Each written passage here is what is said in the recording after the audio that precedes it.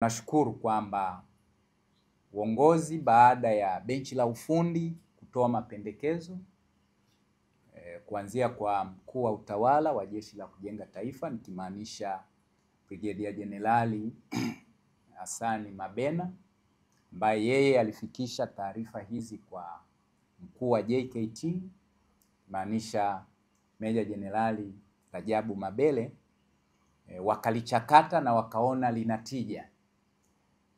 Kwa umuhimu huo, mkuu wa majeshi nikimaanisha Jenerali Jacob John Mkunda ameruhusu timu hii kwenda Uturuki kwa ajili ya kufanya maandalizi ya mashindano hayo ya Algeria.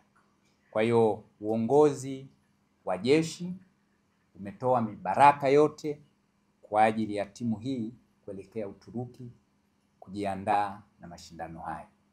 Nirejee kusema kwamba kwa sasa hivi JKT Queens mashindano tunayoyatazama na kuyapa uzito na ukubwa wa kipekee mashindano ya ligi ya mabingwa ambayo yamepangwa kufanyika mwanzoni mwa mwezi Septemba pale Algeria. Watanzania, JKT Queens ni timu yenu, kwa maana ni timu ambayo inaundwa na Watanzania watupu, kuanzia mchezaji, benchi la ufundi na uongozi, isipokuwa mashabiki.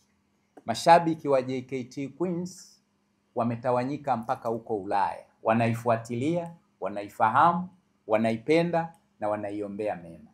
Sasa kama watu wa Ulaya huko na maeneo mengineko wanaipenda JKT Queens na wanaitakia mema, kwa nini Mtanzania usiipende JKT Queens kwa ubora ilionao na namna inavyofanya vyema, ili tukiungana hivi, tukiiombea, tukiitakia kila laheri, tukiipa nafasi nzuri ya kushiriki mashindano haya, iende huko ifanye vyema, itangaze taifa letu vizuri katika soka, pia itangaze ukanda wa Sekafa kwenye maendeleo ya soka la wanawake.